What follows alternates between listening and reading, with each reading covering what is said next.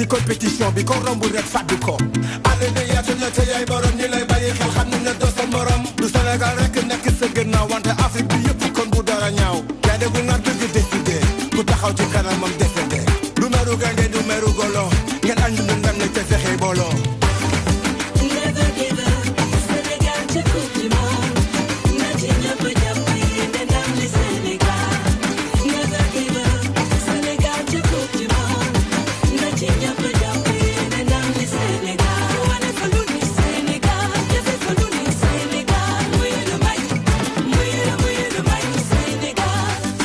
Mali, Mauritanie, Guinée, Sénégal, nga. Allez les lions. Kiba, Ghana, Gabon, Guinée, Bissau, Europe, Sénégal, nga. Allez les lions. 15 millions derrière les lions. Tiene sa drapeau, ne allez les lions. 15 millions derrière les lions. Yobunga drapeau, puis place le pion. Balbu Koulibaly, Tuli, Sadio Mané, Joli, Passal Majafara. Bola, Foli, Juli, Yofu, Nyani, Juli, Russi, Wachafa, Safara. Allez les lions. Gamnani, Dingel, Lucy.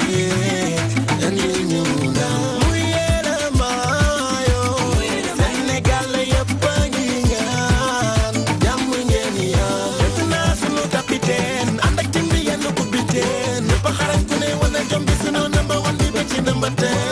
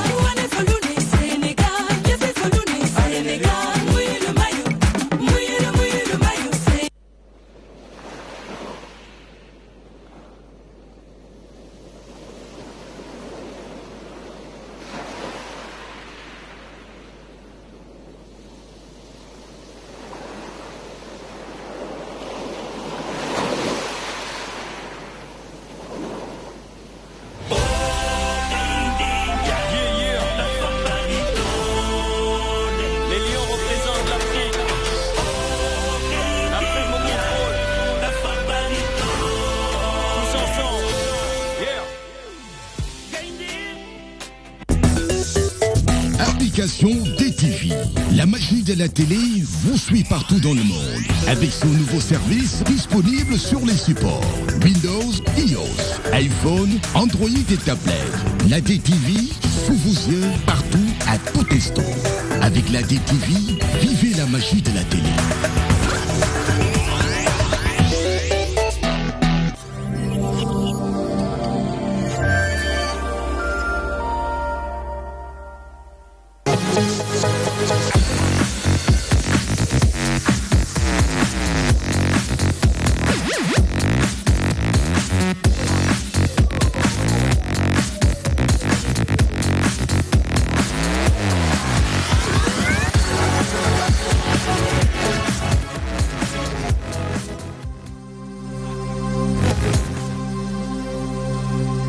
Potenza della lirica, dove ogni dramma è in falso, che troppo con la mimica sei fuori,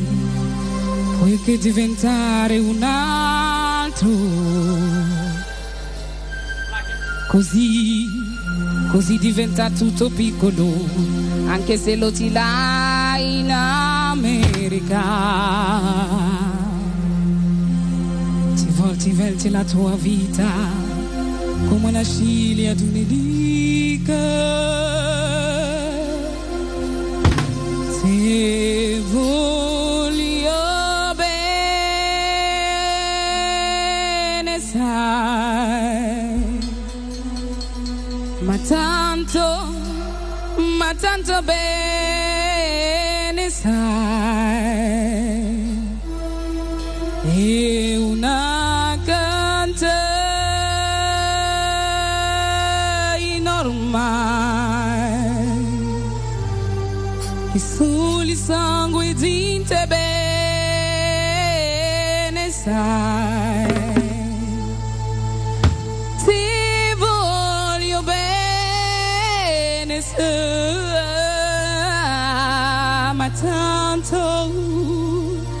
ma tanto bene sai,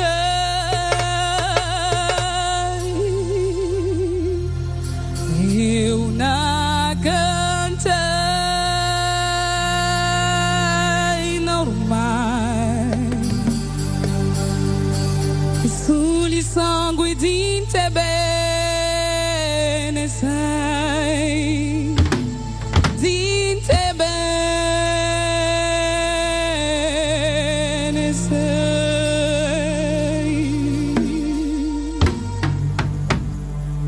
Yes, I go.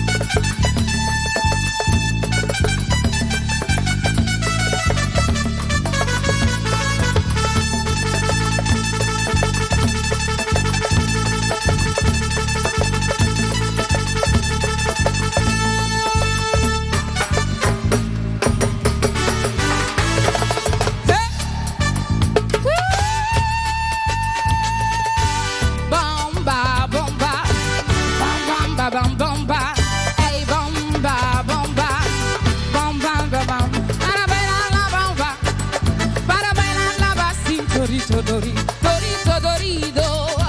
Bari baba ya riba, bari baba ya riba. Bamba, bomba, bamba, bamba, bamba. Hey, bamba, bomba, bamba, bamba, bamba. Para bailar la bamba, para bailar la bamba. Dorito, Dorito, Dorito, Dorito. Bari baba ya riba, bari baba ya riba.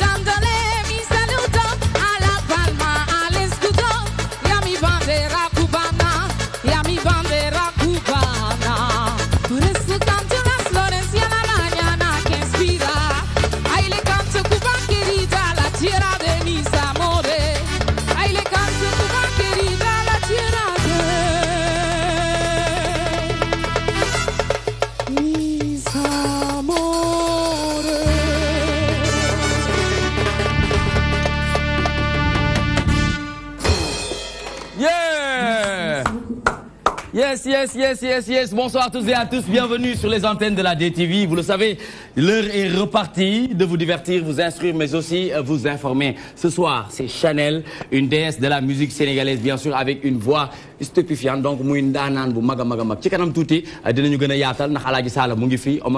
Pape Ousmane Cissé, Abdoulaye Ly, mais am nañu invité bu mucc ayib. Tey nag li mu war a waxtaanee lépp daf ñuy soxal ci lan muy Sénégal. Donc tout de suite ñu ànd ak yéen ak Chanel.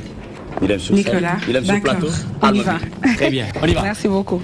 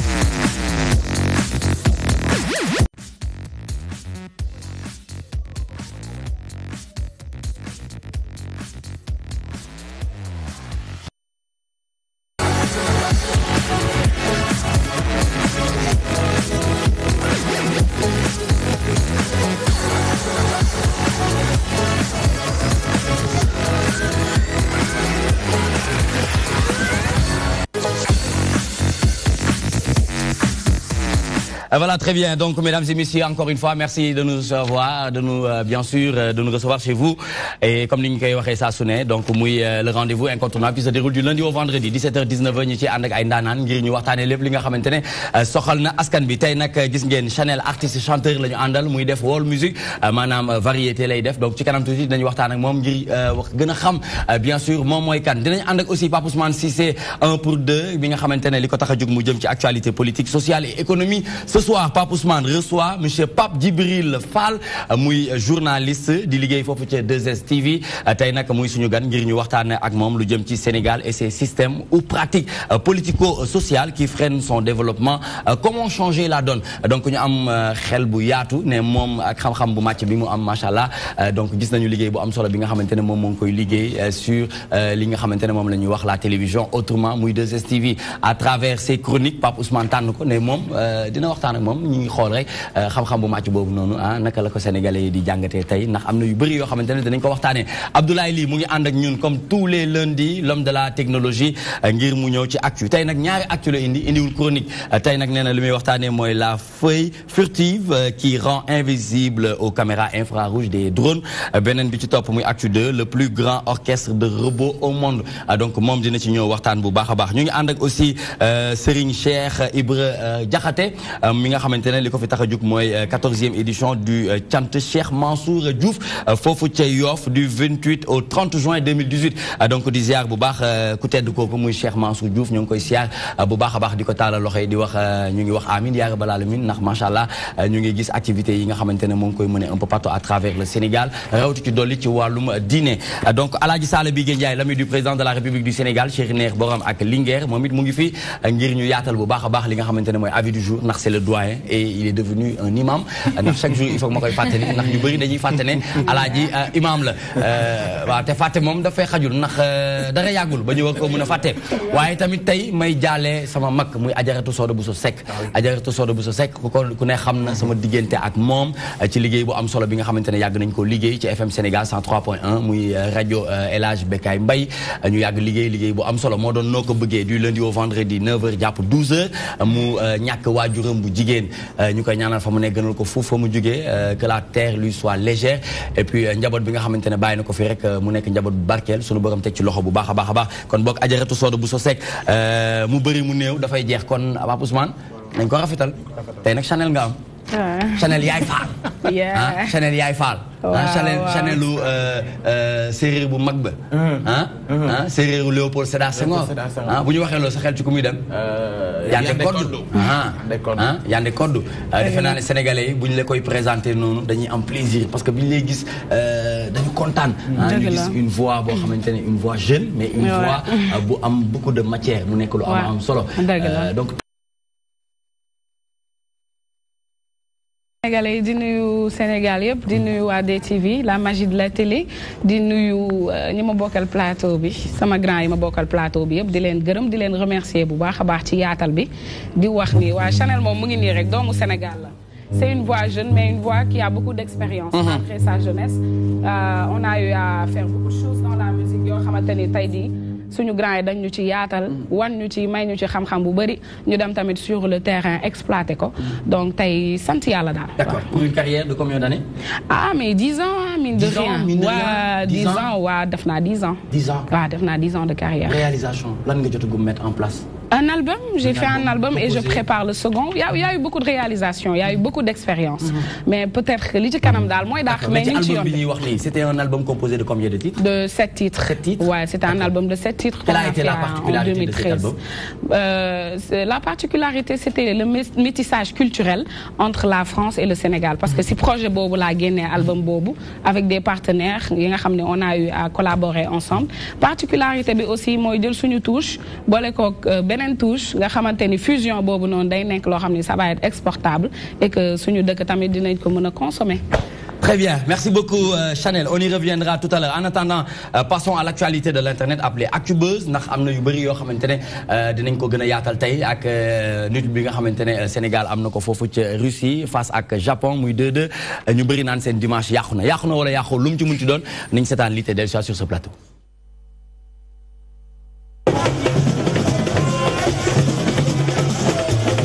Sénégal Sénégal ak Japon ci jongante bi méngoog ñaareelu ay bés ci poule H ñeel coupe du monde bi Sénégal yi yëpp génn ci mbedd bi di seetaan jongante boobu ñu ngi fii ci cosaan ak doomu Sénégal yi match bi di dox gars yi di supporter fukki simili ak benn gaynde Sénégal yi lakk caaxi Sadio Mané moo def li nu mel.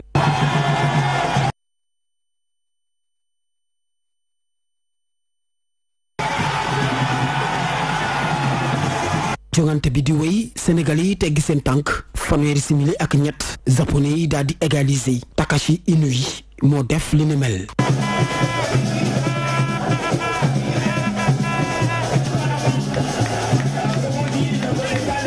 arbitre bi tàggali ñaari équipe yi ñu daal di dem ci mi-temps bi ñenn ci Sénégal yi jàpp ne mbir yi dox na waaye dina gën a baax. premier mi-temps bi neex na trop mais nag bu sañoon nag match bi gën a gaaw quoi ndax match bi lu mu gën a gaaw day gën a arrangé Sénégal. dëgg yàlla fii moom amuñ dara lu ñu wax moom ñaari gi yëpp jënd mais lii la mën a demee mais baale ma deuxième mi-temps si lay gën a neexee. ñaareelu pàcc match bi daal di door ñu dem ca place de la nation fekk fa mbooloo mu takku ñoom ñooñu yëpp concentré wu ci match bi di ko seetaan léeg-léeg ñu jóg yuuxu ndax Sénégal jege mbir yi léeg-léeg ñu daal di dal juróom-ñaar fukki simili Sénégal daal di dàbbaliwaat kii di Moussa Wagué daal di dugal beneen but place bi daal di pëccoxu.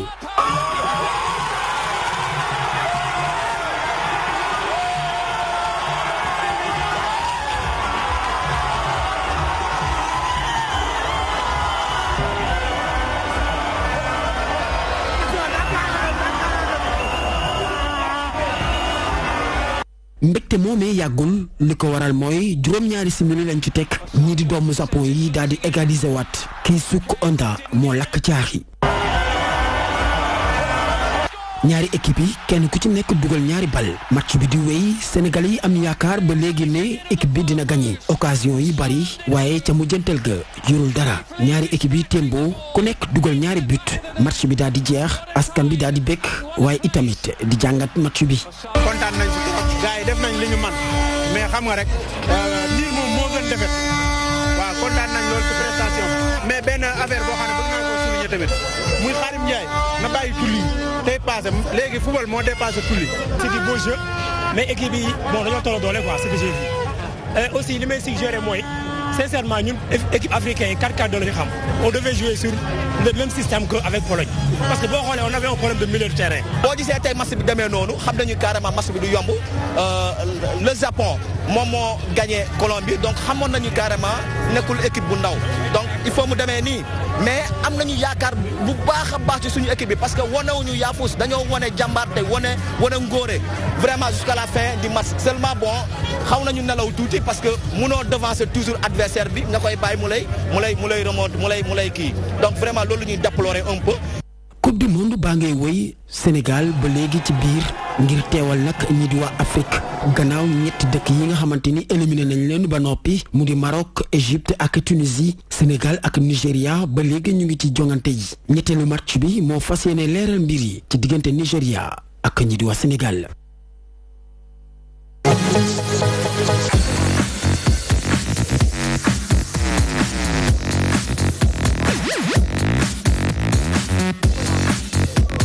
Très bien, donc merci beaucoup à Ibrahima Fall depuis la rédaction mu def liggéey bu am solo boobu noonu demoon foofu ci Sicap Rudis depuis Cosaan teewee woon match bi nga xamante ne Sénégal amoon na ko diggante ak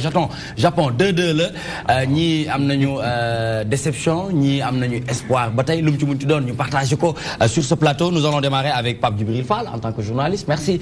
d'être venu pour ñu waxtaanee lépp li nga xamante ne soxal na askan bi mais Sénégal ci Russie 2018 face ak Japon déception ou espoir. mën nuyoo ba pare xam naa. bu la neexee waaw donc nuyu sénégalais yi nga xamante ni ñoo ñuy seetaan. remercier leen aussi ci invitation bi. def mention spéciale aussi à toute l'équipe. merci Pape Ousmane du ma wax ci moom sama doomu ndey la. donc sant yàlla aussi ci kilifa yi ma fekk ku mel ni Sall Bigué. nga xam dama koy xool de loin. am cofeel ci moom. tout à fait j'ai été aussi très impressionné par le dispositif. et la qualité des ressources humaines yi nga xamante ni fekk naa leen sur place le professionnalisme. donc depuis accueil bi ba ci maquillage bi ba fii ñu toog nii macha allah. C'est important. J'ai été aussi impressionné par Nicolas li ma ko gis mu def fële parce que daan naa ko seetaan tout le temps xam nga dinaa lay message lu bëri ci plateau bi donc effectivement je le sentais je le voyais très polyvalent mais xalaatuma ko woon ci registre bi donc cela veut dire tout simplement que doomu aadama bu farloo rek war naa mën a def lu bari capacité c'est extraordinaire mën na atteindre ay cimes insoupçonnées donc pour moi c'est un message fort il faut que les gens soient de plus en plus au-delà de leur domaine de prédilection ñu am une polyvalence c'est important donc par rapport à cette question bi c'est vrai que gis nañ li nga xamante ni am na Russie depuis le début waaye damay wax ne à chaque fois ñun Sénégal li nga xamante ni moo ñu xaw a caractériser te pour ma jàpp ne bokk na ci li ñu xaw a sonal mooy on a des consensus très mous c'est-à-dire que bu ñu jëmee ci benn campagne bu mel ni Russie loo tudd rek ñu ne la bul ko laal non bàyyi rek union sacrée donc dañuy ñaan yàlla suñu borom mu defal ñu ndam ñu am une réussite boo xamante ni bu am solo la mais il faut le dire c'est-à-dire que dafa am yu bëri ñu traîner xam naa dinañ ci waxaat le moment xëy na est inopportun mais prétention la woon prétention la woon ñu jàpp ne dañuy ñëw jaar ci kaw Japon noonu c'était une prétention c'était une prétention boo xoolee ni ñu gagné nan la ñu gagné Pologne bii bu njëkk bi wax dëgg fa yàlla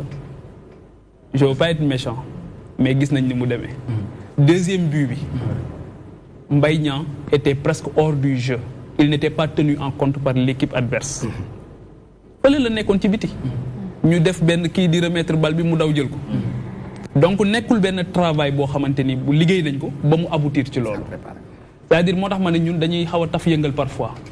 professionnalisme bi même xam nga Joseph Antoine Bell dafa waxoon lu am solo bi ñuy dem Bata on avait fait ak Amara Traoré une campagne extraordinaire pour élimination yi mais bi ñuy dem Joseph Antoine Bell def benn critique daal di ne Sénégal dañuy gagner mais on ne questionne pas la manière et pour man la manière elle est importante surtout à ce niveau nga xamante ni la loi du football à ce niveau elle est implacable lan moo tax Allemagne jàll keroog Joachim Löw c'était un coaching gagnant d'accord pour moi aussi à un moment donné il faut que ñu accepter yàlla mën na lu ne mën naa am mais il faut que ñu accepter quand même qu'on est parti en Russie avec un coach stagiaire. Très bien, merci beaucoup Pape Djibril Fall dégg nga kàddu yi nga xamante ne yëkkati na ko Cheikh Ibra Diakhaté démb match bi dimanche bi yàqu na wala neex na noo ko dundee. alhamdulilah rabbil alamin nga bàyyi ma siyaar mbooloo mi ñu ngi sant bu baax ñu ngi bokkal plateau bi di la nuyu yow Nicolas vraiment di la sant di la remercier ci invitation bi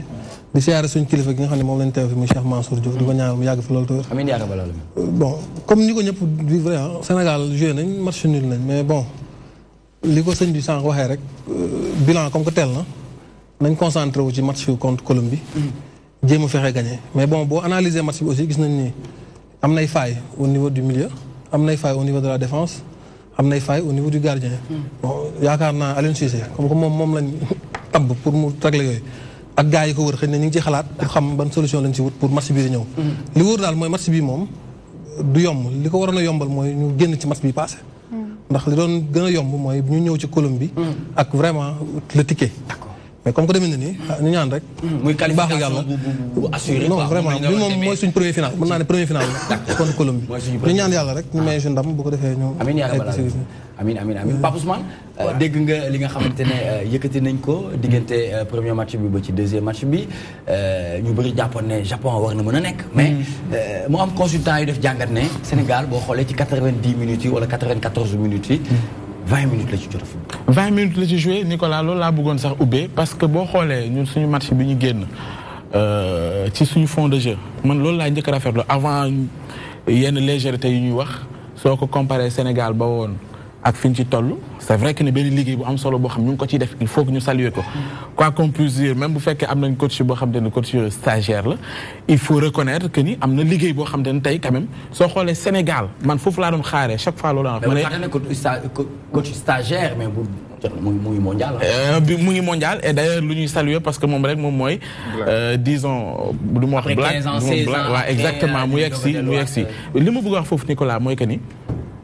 20 minutes yi moom la ñu retrouvé woon bi ñuy daje ak Pologne. Il s'est trouvé que bi ñu dugalee but bi amoon na benn relâchement boobu nag man ci sama gis-gis moom may japonais yi li tax ñu jàpp ni war nañu mën a remonter l'équipe et pour man ça a été loo xamante ni ñoom gëm nañ jusqu'au bout ba gis nga résultat yi lu mu joxe maintenant li des man ci li may rafetlu au-delà de lépp lu ñu mën a wax c'est vrai que ni ñun ñëpp Sénégal dañuy ñaan je ne suis pas déçu ci benn côté mooy li ma la wax mooy jeu bi may recherche man te ma gis ko ci haut niveau bi man jàpp naa ni Sénégal mu ngi ci liggéey boobu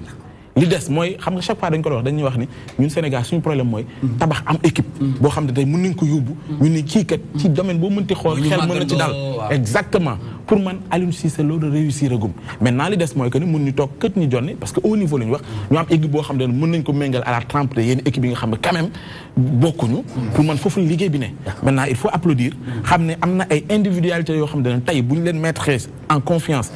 un Aliou Cissé gën a comprendre enjeu yi pour man bu mettre atu yooyu war nañ mën a gis benn Sénégal au-delà de li ñu gis ci premier match bi ak ci deuxième match bi. Abdoulaye Ly bu ñu fàtte ne aussi Sénégal mu ngi 4 points. am na ay équipe yu mag lu ci mel ni ay Allemagne lu ci mel ni ay Argentine ñuy peine gravement ci seen match de poule yi. Sénégal def 4 points ba pare nekk P. defe naa loolu tamit lu ñu war a mën a saluer la. dafa mel ni da nga dugg sama biir cerveau bi jël li ma bëggoon wax. exactement nga exposé ko sur la table quoi. En fait man je suis très satisfait je suis très satisfait parce que ñun ñëpp xam nañu équipe nationale Sénégal bi ba ñu seetaanee les matchs amicaux yi fi am ñun ñëpp yaakaaroon nañ ni bu ñu ñëwee fii nii dañuy toog. Donc on a créé la surprise ci poule bi ñu nekkoon ñëpp dañ doon wax Colombie mooy favori topp ci Pologne Sénégal ñëw Japon ñëw actuellement kan moo nekk favori ñu nekk au devant de la scène Sénégal outsider yi ñoo mujj nekk favori exactement te Sénégal ak Japon ñoom ñoo nekk ci kaw te il faut savoir que football dafa changer logique on a vu l'Allemagne qui a galéré contre Mexique on a vu les Islandais nan la ñuy tenir en échec les Argentins les Belges tu vois donc il faut savoir que début compétition nii lay demee am na équipe yoo xam ne plus ñuy dem ci compétition plus affaire bi di ñor. plus ñuy suudeew moteur diesel la quoi. moteur diesel la. Allemagne mais ba muy jël coupe du monde bi mais ses débuts c'était pareil. c'était comme ça. mais te il faut ba ci démb bi Portugal di jël euro bi. c'était pareil. dañu wax day kàjji rek. mu ngi taqale rek di taqale rek. mais ñun dañoo am peuple bu doy waar. il faut ñu xam ne il faut qu'on ñu def bloc nekk ci ginnaaw équipe yi. gis nga démb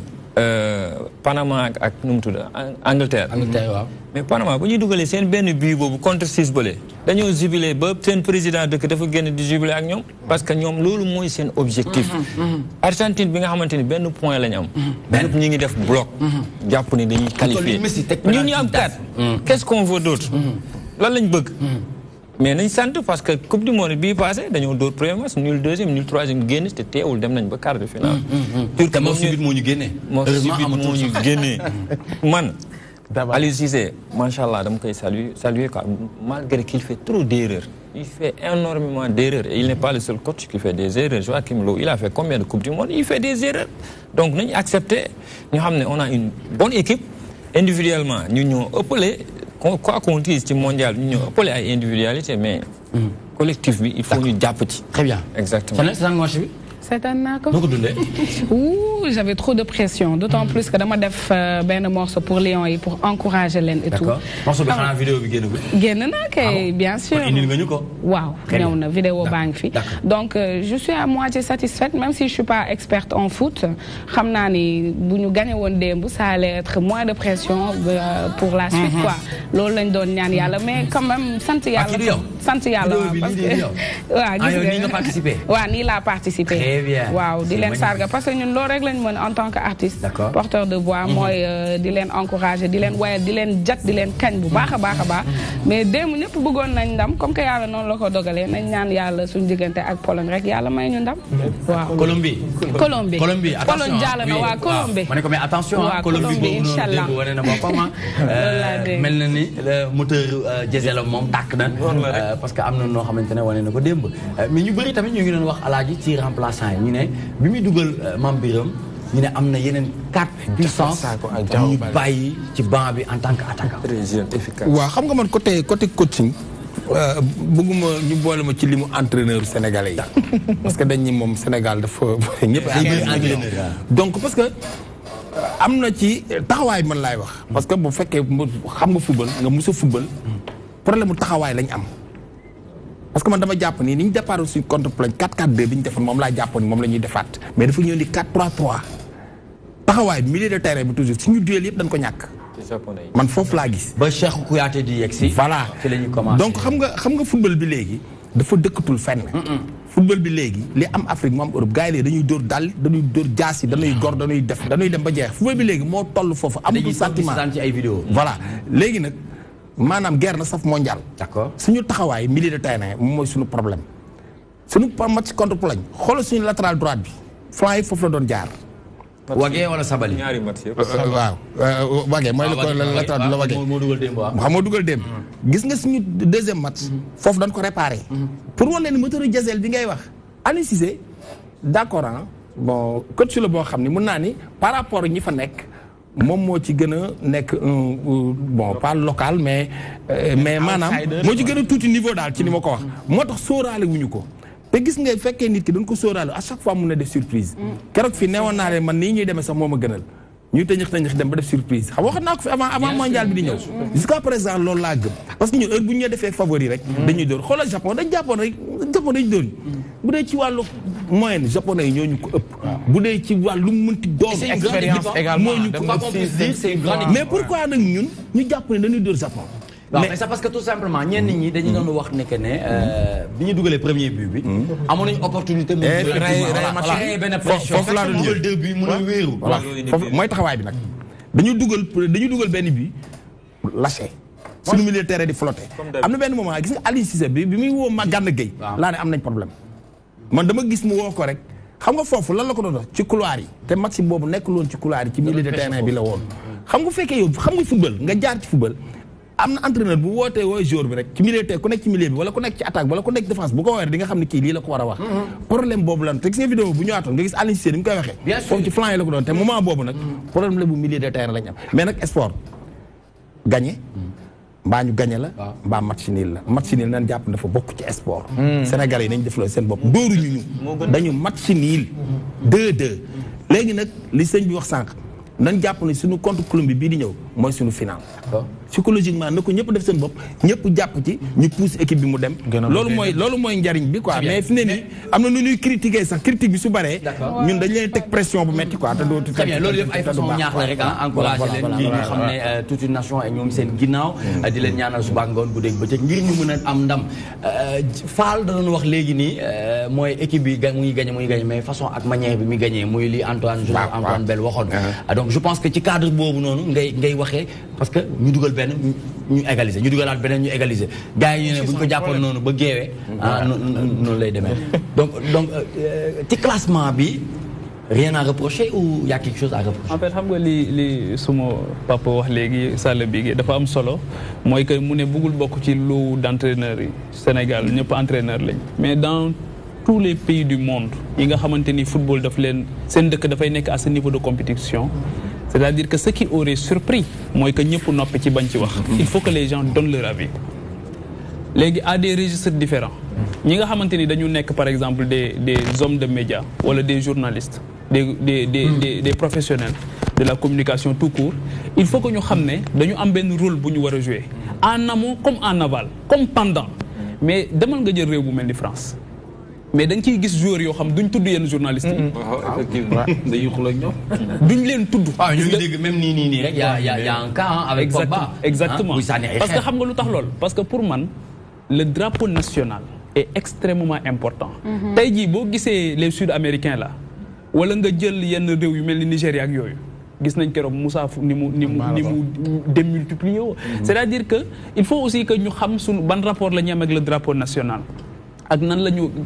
ñi fa pour man jàpp naa ne ñi fa dem. kenn gënu leen bëgg a gagner. mais je reviens sur un cas très intéressant li ma doon wax léegi pour préciser le fond de ma pensée boo jëlee ku mel ni Hervé Renard bi mu jël Zambie di ko yóbbu. ñan ñoo ëppoon ci équipe bi ñu ci bari ay locaux la woon. boo jëlee Côte d'Ivoire il s'était appuyé sur des gens yoo xamante ni génnuñu woon Côte d'Ivoire moment boobu. wala soit ñoo ngi woon dans le championnat africain. et TP Mazembe ak affaire yooyu. cela veut dire quoi cela veut dire que tey jii. ñun tey bu fekkoon ne xeex bi dëgg. te pour man l'un n'exclut pas l'autre. nañu ñaan Sénégal progresser.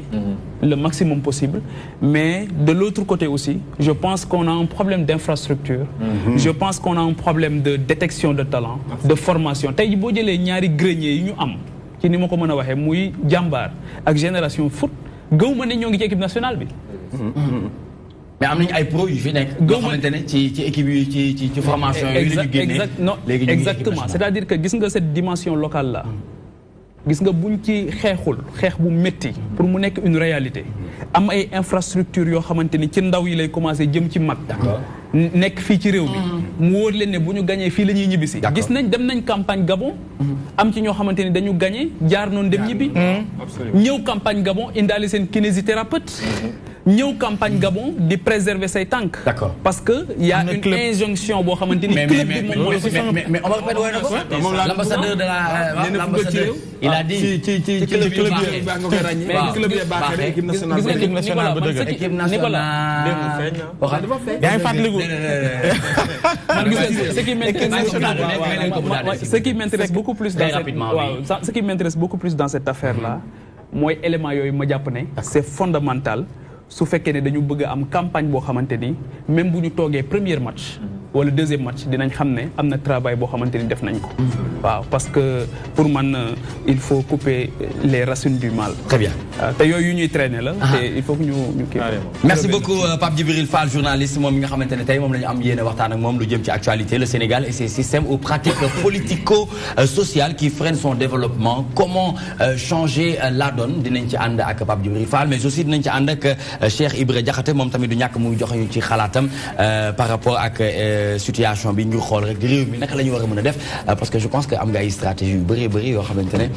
buñ ko jébbaloon ca kaw. bon kay jarul sax wax. jarul sax wax de buñ ma joxee réew mi rek mu sant. ñu continuer ba tey de son vrai nom Aïcha Sakho ñu koy woowee Chanel. ñu ne groupe bi mu ngi tudd Chanectar. Chanectar pourquoi. waaw Chanectar groupe Chanectar da ngay dégg le mot art dans Chanectar. mais dañ ciy dégg nectar. nectar aussi nectar mooy lu gën a baax ci fruit rek. donc la sève li nga xamante ni mooy constitué mooy tax fruit bi neex. donc on essaie ñun d'aller à la source de ce qu'on fait de faire des recherches. moo tax ñu ne Chanectar la nectarine de la musique tu vois faire des recherches voilà d'où le nom de Chanectar. très bien à 16 ans nga jot a def ay concours lu ci mel ni Festa 2H ak Africa Cœur. mais à l'âge de 20 ans nga signé contrat 5 ans ak waa Kid Fat Palace di fa liggéey loolu tamit mu nekk des choses yoo xamante ne pas du tout évident parce que tout simplement gis nañu fii réew mi ni musique demee ñu gis ne mbalax bi la ñuy gën a prôné c'est vrai que defoo mbalax yaa ngi def ouverture musicale loolu il faut ñu dellu ci choix bi ba pare nga wax ma rencontre yooyu naka la demee parce que xam naa ne nekk nga xale di jàng école mooy jamono yooyu noonu nga nekk ci biir école maître bu génnee rek ñu commencé tëgg ci table yi di woy waaw moom bokkoon na ci ñu doon bind ci noodee babaar waaw dafa yàgg di génn nag kii dëgg la waaw yàgg nañ ko génn asawa non même pas parce que jàng bi moom bi ma ci nekkee fonkoon naa ko jox naa ko gëddam mais musique dafa nekk loo xamante ni dafa yàgg a nekk ci man waaw sama copine de classe yi ñoo ma ko gën a découvrir loo nag comme li ngay wax nii su prof bi génnee rek ñu ne ma waaw vas-y chante pour nous et tout lan nga doon woy mais du tere lan nga doon foowee jamono jooju ay Céline Dion laa doon woy je rêve son visage, je décline son corps et puis je l'imagine habitant mon décor j'aurais tant à lui dire genre yooyu daal xam nga rek waaw bëri na ay ci traditionnel boo amoon loolu nu yuuxu nga mbaa tuuti rek doxantu lu muy looy def ñaali baj na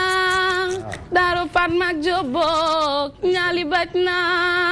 yee ñaali baj na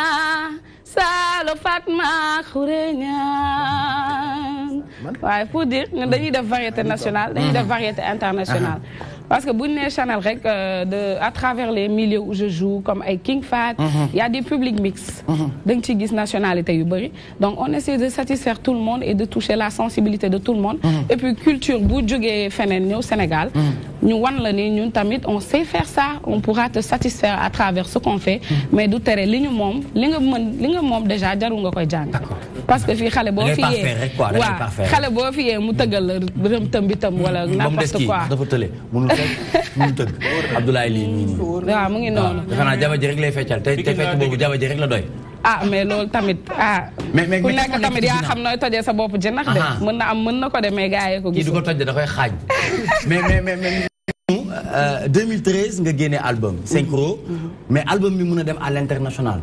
lan moo nekk ci ginnaaw parce qu'à l'époque, je travaillais avec Safoulen, une association française, Momla Oubé, pour le métissage culturel entre la France et le Sénégal. Donc, à l'époque, j'étais souvent sur les scènes de Grand Souleymane Faye, Grand Cheikh Lo.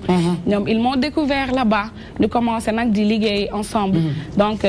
album bi amna ay français, amna ay sénégalais, donc amna ay congolais, d'où le métissage culturel. Motax son bi amna ay dose de percussion, mais dang ci retrouver culture yu bari. Ba tay ñu xalat Sénégal aussi. Oui, mais thématique yi li nga développer ci biir mën nañ ko xam, c'est vrai que synchro dafay dem ci métissage entre la France et le Sénégal. Synchro, ça signifie synchroniser le pouvoir, le savoir et l'avoir. En gros, oui, c'est une suite logique par rapport à benen morceau bi ci top. Donc c'est ça le concept de synchro. Nous bolé parce que tamit bo amé xam-xam te mëno tamit il faut que mën ñew jappalé la. Bo amé mën tamit te amo am il faut que am ñew jappalé. Li day woné né musna doxantu ci képar Souleymane Faye. Waaw Alaaji Sall. Doxantu na fa lank. Doxantu na fa. Moy ci woyam bo moy nan bo amé xam-xam balaa ngaa am wut xaalis da ngay wuti xam-xam. dëgg la xam soog am moo gën a wóor. soo amee te xamuloo doo xam noo koy jariñoo. adduna moo demee noonu. xaar ma jàgg woyoon na ko.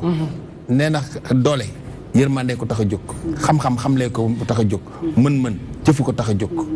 xam nga nit ki toujours dafa am loo xam ni dafa ànd ak nit ñi am doole ñoo mën a yóbbaale ñi amul doole. mais xoolal Richard bi day soxla borom métier bi. borom métier bi dafay soxla ki nga xam ne amul métier muy ki nga xam ne moom mooy manœuvre bi.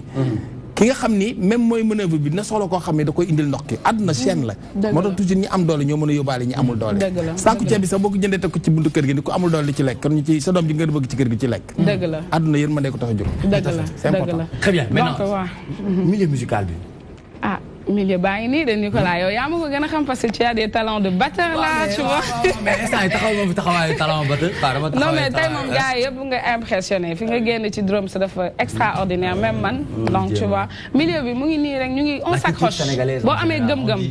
boo amee gëm-gëm gis nga affaire bi c'est pas tout le temps ouais il faut que les gens fassent ceci cela. yow ci sa jëmm bopp essayer de faire un truc. boo góorgóorloo nit ñi dinañ la fekk si dimbali la man noonu laa koy dundee boobu ba tey maa ngi ci ça fait 10 ans. j'ai sacrifié toute ma jeunesse dans la musique te ba tey maa ngi ci donc du tout le temps ngay nekk di ñaxtu wala ngay ut bouclier wala foo koy kii di wol musique def variété di def variété muy am ay salsa di am ay rhythm and blues di am jazz lan moo créé inspiration boobu wala lan moo def choix bi parce que ku ne xam ne nag Sénégal am na loo xamante ne nag boo ko commencé tëgg suba gannaaw suba contrat yeeg bagages yi commencé taxaw waaw mu ngi noonu comme li ma la waxee xam nga dama ko yàgg a wayantu depuis ton xale ma nekk di dem ci seenu grand yi ba si biir ma rencontré association bi ma lay wax nii donc waaw Safoulen association bu donc looloo tax ma commencé di jouer waat nag morceau yi ma doon jouer tant collège ñu dooleel ma si yeneen morceau lu ci mel ni ay jazz ay salsa j'ai jamais cru que c'est des morceaux que j'allais chanter un jour parce que nekkul woon coïncidé wul woon ak sama âge ni sama génération donc comme am naa chance di liggéey grand yi nekk orchestre national ñu naan ma relever le morceau bi may dem bay prendre goût à ça may dem ba ci gis ay techniques de voix yu extraordinaire ma ngooy ci nag di ci liggéey boobu ba tey je fais de la variété et je ferai toujours de la variété même si je serai un jour une grande star loolu laay ñaan yàlla di ñaan Sénégal yëpp ñu ñaanal ma ko bëgg naa lépp lu nit di am ci musique ma am ko parce que ci yoon boobu laa nekk di ko liggéey waaw voilà vous luttez ci li nga xamante ne moom mooy contre l'immigration clandestine en tant que koo xamante ne mu ngi ci kanam tey lan nga war a mën a proposer état nos dirigeants à ce que li nga xamante ne yaa ngi koy xeex muy immigration clandestine nga xamante ne voilà liñ ci ñàkk ci ay doom rek dafa jéggi dayoo. dafa jéggi dayoo effectivement. bi ma jógee sama projet bi ak association bi ñoom quand ils sont retournés bon man je suis allée faire une formation de musique sur l'ère du numérique ci laa jàngee ni artiste bi parallèlement war nga mën a gérer sa carrière jël sa morceau bu nekk nga accompagner ko dans un projet de société donc bi ma jógee loolu je l'ai mis à l'œuvre aussitôt commencé di def morceau yoo xam ni dama koy accompagner ak ay projet de société d'où le morceau Aventurier que j'ai sorti en 2015 et cette chanson parle de l'immigration clandestine et de toutes sortes de clandestinité de la jeunesse donc projet campagne de sensibilisation ce que je peux proposer à l'État c'est mes idées comment faire pour retenir nos jeunes dans le pays qu'est-ce qu'on peut leur proposer loo xamante ni dina leen pousser à rester chez eux donc c'est ça c'était par rapport à ça te dafa accompagner toujours d'un morceau te dorénavant bëgg naa morceau bu ma def accompagner ko d'un projet d'accord waaw En tout cas war na mën a inspirer yeneen talent yu nekk fii ci biir réew parce que ça c'est un engagement et puis ça colle directement ak l'actualité du Sénégal.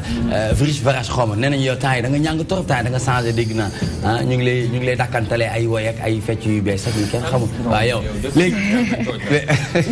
en tout cas lu mu wax. li ma si jàng mooy. artistes yëpp war nañ dem defi formation. musique management culturel. wala ñu def gestion des projets. parce que loolu moo lay permettre boo demee bitim réew ngay compétir ak tubaab bi. parce que tey dañoo toll ci société bi nga xam ne nit ñi xamatuñu ñëw fëgg ci buntu yi rek di wax lépp li ngay def rek da nga ko war a mën a bind ci projet bu leer. bu respecté yenn normes yi. loolu moo lay permettre ngay avancer quoi. donc maa ngi koy encourager. merci beaucoup ñeneen ñi aussi nañuy jàng ci vraiment moom technicité bu muy doxee pour booster sa carrière musicale. lay ñaanal nga avancer. amiin merci beaucoup. surtout li mu wax ci émigration clandestine. dafa xaw a am lu ma kii parce que problématique la boo xamante ne ñi nga xamante ne ñoom la ñuy wutali sax da leen jaaxal parce que maa ngi gis Union européenne ci seen daje bi pour ñu waxtaan sur 16 pays ñoo ci teew. pour vous dire que ñeneen sax dañ ko boycotté. problématique la bon xëy na xam nga enjeu yi ñoo bokkul. ci réew yi nga xamante ne ñoom ñu ngi fay teew selon ñoom ñu ngi koy gisee ak ni ñu koy déggee. parce que ci biir sax problématique moom da ngay gis sax ay guerre de positionnement entre ay réew ñoom ça n'a rien à voir avec la problématique pour vous dire que ni lépp ay intérêt la lépp ay enjeu la. maintenant man je me vois mal ma nekk ci Sénégal. ñuy génnee ay son ay nit di wax pour man ndaw Sénégal ma toog ci sama réew. pour man loolu aussi il faudrait que dañu waxante dëgg. pour ñëpp jóg ni nañu dakkal immigration clandestine pour man mën a toog ñiy dem nañu xam ni yàlla jeexul. sunu réew mi lu neen fi war nañ mën chaque fois dama koy wax ma ni il faudrait que ñun tamit ñi nga xam ne ñooy wax ak ñoom ñiy dem ñu xool façon bi ñuy waxee. xam nga man je suis contre un sociologue buy toog di la jàngate réewum Sénégal meurtre naan la parce que tout simplement jeunes yi oisiveté moo ko indi mooy ni dañu amul lu ñu def. c'est une mauvaise communication il faudrait que ñu xoolaat façon ñuy defee. gis nga parce que xamul tax ki nga koy wax mu lay déglu. mooy ni yaa ngi xaw ma nan laa ko mën a gis yaa ngi koy instruire wala yaa ngi jéem a légitimer li muy def wala ci li mu nekk. alors que on devrait pas faire ça au contraire dañ ko war a génn ci loolu xamul ko ni.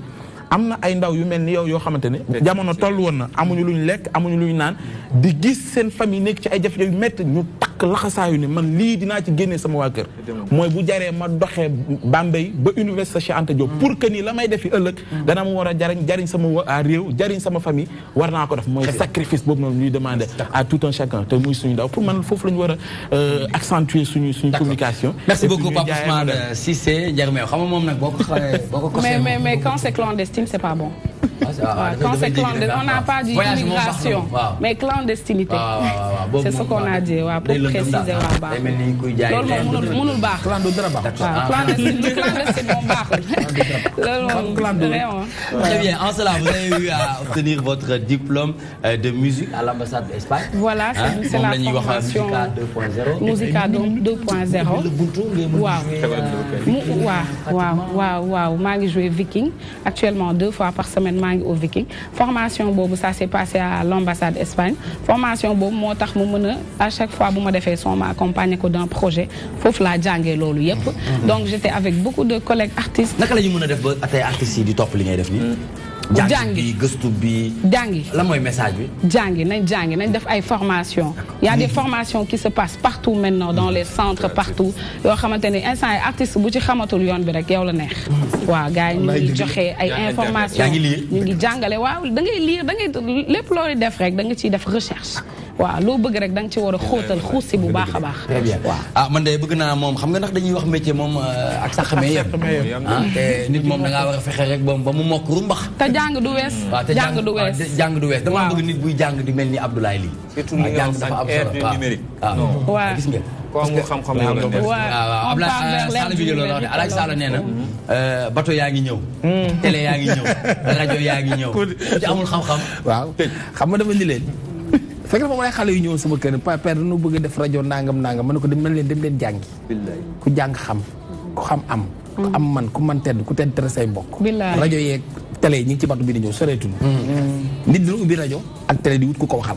parce que boobaa xam-xam mooy jafe. Merci beaucoup Aladji Saleh Bigué. Nous allons rentrer dans le vif du sujet pour parler avec notre invité Pape Djibril Fall, journaliste. Le Sénégal et ses systèmes aux pratiques politico-sociales qui freinent son développement. Comment changer la donne? Lan nga jàpp ne que ne loolu la ñu war a mën a def mais laata loolu damaa bëggoon rek moom Pape Djibril Fall mu jox ñu tuuti jaar-jaaram parce que liggéey bi nga xamante ne yaa ngi koy liggéey 2STV nit ñi ñu ngi koy rafetlu de partout mais baax na tamit ñu xam dëgg xam nga jékki-jékki rek gis la ci kanamu écran waaw dafay baax na ñu xam foo jaar waaw ndax ñu bëri dañuy wax ne fa nga jaar am na ñu bëri bu ñu fa jaaroon dañuy takk ba waaye yow taxoo dara yaa ngi nii waaw keroog yére bi nuru na ban waaw keroog dafa am ku ma woo ne ma dafa bëggoon def sama portrait ne ma naa ko yónnee sama CV ma ne ko nag wax dëgg fa yàlla du ma ko mën xam naa mu ngi may seetaan du ma tudd turam waaye ba fii may wax ak yow yónneewu ma ko quoi ndax ñàkk solo gum ñàkk solo jaar-jaar bi amul solo dara ñàkk solo gum ñàkk solo parce que da ngay bañ yónnee ko ay 3 feuilles 4 feuilles ñàkk ndax mais jaar-jaar bi amul solo fi ma jaar daal les points majeurs fi ma jaar daal ki ci gën a influent nga xamante ni mu koy delloo njukkal bu baax mooy sama maam biñ ma tuddee moo ma yar moom ma ci remercier sama papa bu baax donc moom sama éducation moom moo ko def en fait tegoon ci bakkanam nag donc moom daal wax dëgg fa yàlla maa ngi koy delloo njukkal fa mu nekk yàlla na ko suñu borom yokk teraanga. yooyu yëpp rafet na yooyu yëpp baax donc daal mais toi même tu sais lañu wax de yaa ngi xam wala maa la gën a xam bu ñu ci doon askan bi ñoo koy 30 secondes rek donc aspect boobu lu am solo la ci li nga xamante ni li ma bëgg a wax rek mooy que ne nit ak digganteem ak li nga xamante ni xëy na mooy ambition immatérielle bi nga xamante ni nit amoon na ko ci moom wala réewam am na ko ci moom ndax nit dinaa gis Nicolas am ci moom ambition matérielle rek mais su boobaa xëy na mën na sooxe mais d'habitude ambition immatérielle bu fi nekkee matériel bi mën na ñëw naturellement li ma bëgg a wax rek mooy que ne xëy na gis nga ko am jaar-jaar ba tàyyi am diplôme ba tàyyi te saa bu waxee rek nit ñi suur nit ñi bëgg a vomir jaar nga sesti donc ñuy wàcc loolu amul solo donc maa ngi Union européenne jaar na fa wala Nations Unies donc maa ngi c'est vrai bu fekkee ne ci wàllu journalisme effectivement CESTI laa jàngee donc di leen delloo njukkal de passage mu nekk école bu am solo am taxawaay nga génn foofu dem fan bi ma génnee foofu déjà dans le cadre de ma mise en situation professionnelle def naa agence de presse sénégalaise jaar naa fa jaaroon ci ay loxo yu mucc ayib jaar rajo Sénégal international stage toujours jaar télévision nationale toujours dans le cadre de ma mise en situation professionnelle parce que xale bi te loolu c'est un message que je lance à la jeune génération booy doog a génn dem ci benn boîte ak boîte bu mu mën di doon structure bu mu mën di doon il faut pas que tu sois prétentieux c'est toi qui as besoin de la boîte et non le contraire yow yaay wut métier te li gën a am ci solo ci kaw suuf mooy nga am quelque chose à faire valoir nga am loo mën di nga toll foo xamante nii nag nit ñi ñoo lay wër waaw mais am na jamono yi dañ lay wër non kenn wëraguma nag ndax maa ngi jàng ba tey donc maa ngi jàng ba tey Pape Ousmane n'est-ce pas donc après CESTI donc ma daal di kii def naa aussi communication parce que bi ma paree sama diplôme spécialisé en journalisme après dama dem ci wàllu communication après ci wàllu communication boobu ma daal di ci wàllu communication boobu ma daal di am lu ma ci def donc dem nekkoon na à un moment donné ci porte-parole du Sénégal de l'État du Sénégal am lu ma xamante ni aussi liifantu naa ko fa bi ma fa jógee aussi jaar naa ci Confédération nationale des employeurs du Sénégal liifantu fa toujours jàng depuis juillet 2016 ci wàllu Société nationale des habitations à loyer modéré donc la communication institutionnelle ma am tamit lu ma cay jéem waaw lu ma cay jéem SNHLM waaw mais jéem rek 2 pages waaw jéem rek quoi moom luy titrage moom bu ñu la woowul moom titrage bi day bëri faute loolu la ñu wax de waxuñu ko 2STV aussi nekk kër gu am solo loo bokkul ci titrage ba daal 2STV nekk kër gu am solo te li ma intéressé ma fii c'est la jeunesse de l'équipe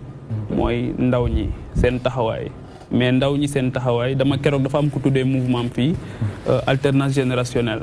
ma jàppanteeg moom à distance ñu xëccoo ma ne ko alternance générationnelle ñi yeewul ñoom ñoo koy wax mais àdduna fi mu toll solidarité générationnelle la ñuy wax boo demee dans tous les pays du monde nan la ñuy def ba ñi nga xamante ni dañu atteindre benn âge canonique nan la ñuy def ba mën a retrouver wu dans des cadres bien déterminés pour mën a am ce qu'on appelle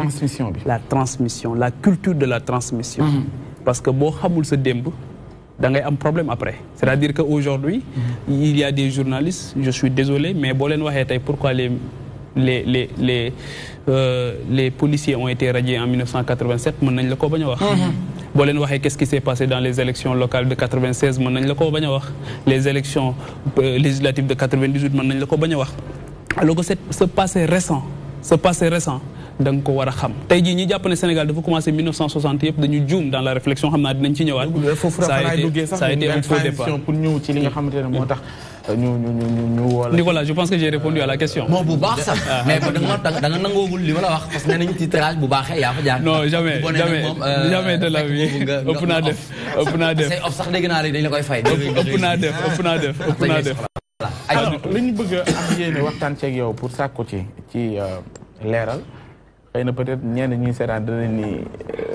ndax dina ko mëte ndax dina ci mën a jukki mais toujours est-il que rek Sénégal moo ñu yor yàpp naa ni war nga cee mën a indi li nga xamante ne moom nga ci xam muy li ñu yàgg a wax Sénégal tey booy xool ci doxinam sànq soxna si muy wax lu am solo mooy synchroniser lépp luy pouvoir avoir ak savoir te muy ay pàcc yu am solo ci réew pour mën a assurer li ñuy wax souveraineté tey gis nañ Sénégal tey jéego yu ñu koy xaare naam ñi fi ñëw ñu ngi jéem mais pour ñun jàpp nañ war nañ mën a romb fii tey boo jàngat ci lépp lu jëm ci système ak pratique que ce soit politique surtout nga xam te ñooy décider lu waral ñu am teq-teq boobu ba léegi en fait c'est une grande question et je parle sous le contrôle de ku mel ni sunu papa ji toog Sall Bigué di ñaan yàlla mu yàgg fi te wér yenn saa yi ma ne am na koo xam dinañ ko koy ñaanal te amu fi benn njëriñ waaye am na ñoo xamante ni seen yàgg te wér dafa am solo ndax li ñuy impacter seen communauté yéene yàgg naa dugal borom te nit soo xamee intention à la base même bu juumee après day am circonstance atténuante parce que da lay wóor ne defar rek moo taxoon mu jóg ñu nit yéene rek moo tax ñu ne dañuy aborder cette grande question c'est une grande question boo xamante ni tey borom xam-xam yi nga xamante ni ñooñu toog di seetaan ak ñi ñu bokkal plateau bi ñooñu ci ëpp xam-xam fuuf mais mon cher man li nga xamante ni mooy sama gis-gis ci Sénégal mooy que dama jàpp ne Kéba Mbaye dafa wax ne on a fait 2 faux départs bu njëkk bi mooy sunu fédération ak Mali ni mu yàqoo beneen bi mooy 1962 17 septembre 1962 classe Dia ak Léopold Sédar Senghor nee na 2 faux départs yooyu man damaa jàpp ne 3 faux départs la ñu am faux départ bu njëkk bi mooy bi ñuy tabax sunu république en 1960 il y a eu une négation de tout ce qui a été réalisé jusqu'en 1960 on est tout ce qui a été réalisé par qui parce que Sénégal dafa am ci ñoo xamante ni dañu sax joxe seen bakkan ñu rey leen am na ñoo xam dañu dee pour résister à l'oppression coloniale am na ñoo xam dañu dee am na ci koo xamante ni dinaa tudd turam le 5 septembre 1895 dañ ko ligoté jële ko fi yóbbu ko exil pour faat ko mu ñibbisi Sénégal muy Cheikh Ahmadou Bamba Khadim Rassoul à l'issue d'un procès unique boo xamante ni am na fële ca bureau Ndar ñu jël ko yóbbu ko indiwaat ko moo tax ma ne bi fi Macron ñëwee dem Saint-Louis waroon nañ ko fàttali lool à haute et intelligible voix parce que tant que relié wuñ suñu bopp ak cette histoire là dañuy juum Cheikh Ahmadou Bamba kenn la ci woon au-delà de l'aspect ésotérique mooy aspect spirituel bi combat bi mooy combat bi Thomas Sankara doon mëne mooy bi Kwame Nkrumah doon mëne mooy bi Gandhi mëne mooy bi Martin Luther King mëne mais Cheikh Ousmane ñun tey Martin Luther King ak Gandhi lañ gën a xam ci Cheikh Ahmadou Bamba moom lañ gën a xam ci maam Cheikh Ibrahima Niass moom lañ gën a xam tey jii ci El Hadj Abdou Kane bu Kaolack moom lañ gën a xam ci Baye Ahmed Dem bu Sokone moom lañ gën a xam ci Cheikh Omar Foutiyou Tall Cheikh Moussa Camara ak parmi tant d'autres yoo xamante ni dañoo taxawoon ne tubaab bi li nga am feneen doo ko am fii loolu moo tax tey boo wàccee Sandaga di wax tubaab kenn du la faale mais réew yi ñu colonisé woon yëpp foo ci wàcc tu parles la langue du colon xeex boobu dafa am ñu ko mëne maintenant il y a eu une négation de cette histoire te tey jii pour man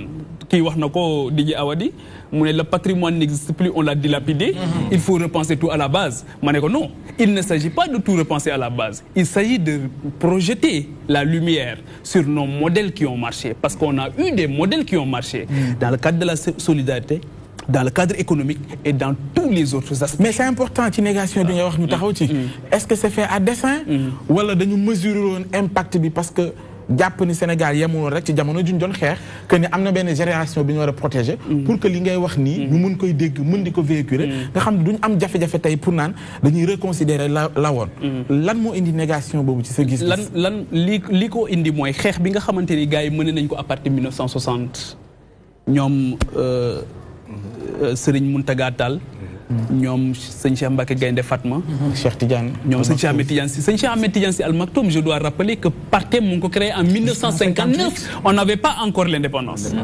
Et on se rappelle les élections législatives yi nga xamante ni exactement ñu ngi ko doon contesté te 59 bi mu koy def c'est parce que sentir na ne en brillant intellectuel parce que son premier ouvrage mu ngi ko génne bi mu amee 16 ans 16 ans lañ bind premier ouvrage am donc 59 mu gis ne les signaux là ne sont pas au vert. Parce que gars yi bi ñuy négocier indépendance dañ ko boole aussi avec des mesures d'accompagnement mooy nan la ñuy def ba maintenir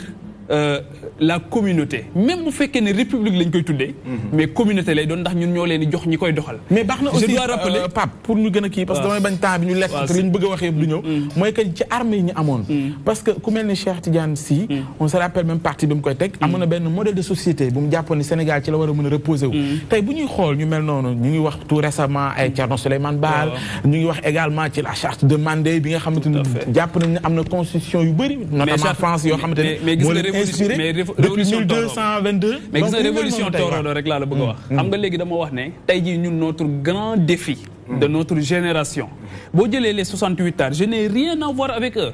même si seen combat respecté naa ko 88 teewul 88 am teewul 89 am teewul 91 am teewul ñu rey maître Babacar Seye teewul ñu am problème teewul tey jii ba ci 2012 ñi mëne combat bi dañu ñëw ba 2014 xaw ma 2015 ñu ne même chat même chien même va même vient cela veut dire quoi cela veut dire que on est dans une spirale boo xamante ni c'est un éternel recommencement te loolu la Sarkozy wax le 27 juillet fii 2007 ci université ñëpp mere ko ma ne ko ñi la mere ñoom xam nañ ne ñoom ngay waxal parce que ñoom en réalité font partie des gros d'étranglement mooy ñi nga xamante ñoo ñuy jiite depuis 58 ans parce que c'est un constat d'échec qui a été fait depuis 58 ans boo jëlee Trump dafa wax lu am solo mu ne Afrique c'est des pays de merde non c'est pas des pays de merde nous avons des dirigeants qui posent problème pour ne pas nous avons des dirigeants qui posent problème ndax rapport bi nga xamante ni am nañ ko parce que il nous faut des dirigeants qui négocient à mémoire égale mais quand tu marches comme un rat de terre tu ne dois pas te plaindre quand on te massacre comprendre te taxawaay bi moo am solo taxawaay bi qu'est-ce qui fait défaut la formation lan la exactement la transmission boo demee tey ji Chine depuis 3000 ans xale yi dañuy xam empereurs yi succédé dans l'empire du milieu bu ñu xëyee di jàngi nga gis leen ñu sol costume cravate et tout bu ñu dellu seen kër ñu sol seen kimono sol seen i karbat bu ñu toogee di lekk frenkulaay toog suuf traditionnel c'est-à-dire que suñu capacité Cheikh Ousmane ouverture bi ñuy wax suñu capacité ñu mën a bala ñuy ouvrir dañu nax parce que bala ñuy ouvrir il nous faut ñu xam li ñu amee ba pare waaw waxuma benn repli waxuma repli moo tax mu bëggoon ci modèle yi ngay wax ni dañ ko war a dépoussiérer parce que am nañ ci yoo xamante ne quand même marché woon nañ du temps avant benn exemple rek laa la ci jox ñaari exemple laa lay jox bu dee ci wàllu résistance ak yooyu sama papa dina ci ñëwaat après ci wàllu taxawaay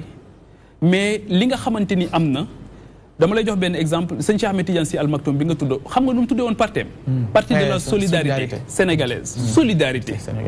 boo demee Allemagne tey on parle même de l'impôt religieux impôt religieux la ñuy wax Sénégal lan la ñu constaté jusque là accaparement enrichissement illicite gis nga lim leen jural parce que un bien mal acquis ne profite jamais te lu rees sax li ci garaaw mooy doo sax bëgg a bokk nag ci seen njaboot parce que sëñ Bachirou dafa wax ci téere bu am solo bu tudd Minanul Baaxil Xadim mu ne sëriñ bi dafa soñu njaboot gi bi muy dem ci géej gi ne leen na ngeen farlu ci mbay ndax moo gën a mucc yenn xeetu wutin yi mu ne li tax mu jublu li tax mu wax ko mooy li alxuraan wax na yaa ayyuha rusulu kullu min at-tayyibaat wax ma loo saalix lekk leen lu lew te ngeen jëf-jëf ju rafet ndax loo lekk moom ngay jëf te en fait ñi may tudd ni man c'est des gens qui sont assez représentatifs d'un grand nombre boo xamante ni amoon nañ taxawaay mais papa mais nga baal ma modèle bu ñu lay dégg dafa benn modèle yi di nga ko tudd mais bu ñu lay dégg ngay ressasser un peu l'histoire di wax taxawaay ak yooyu baal ma dafa mel ni comme si dañuy xaw a du ma ni saaga mais xaw a mel ni ñafa ne woon jamono jooju te ñu leen den tudd ci seen xarañte ak ci seen taxawaay mu mel ni en réalité du woon dara par rapport ak enjeu yi ngay tudd ñu waroon mën a défendre pour mën a yegg boo jëlee ci leeg bi toujours ci li ngay wax ci ay modèle boo demee Casamance dañuy joxe benn modèle boo xam ci wàllu solidarité parce que li ma gëm mooy solidarité mooy lijjanti àdduna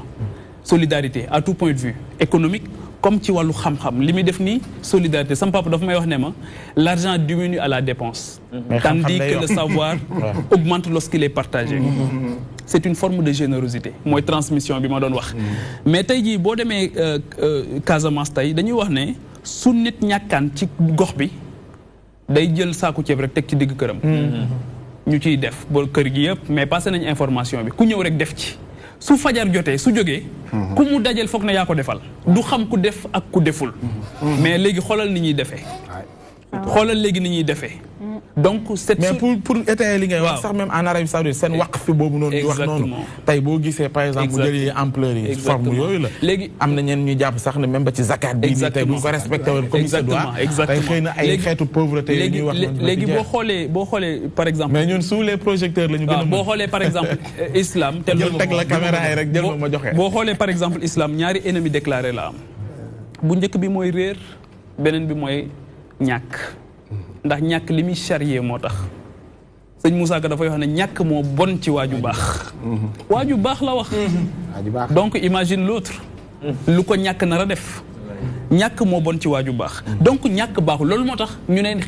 xeex leen ko Seydina Alioune yaakaar Seydina Omar moo ko doon wax ne bu doon jëmm dinaa jël sama jaasi xeex ak moom ba mu faatu Pape li ñu des a bëriwul neex na trop beneen bi mooy beneen bi nga xam bëgg naa ci ñëw rapidement mooy xam-xam beneen bi nga xamante ni bëgg naa ci ñëw mooy xam-xam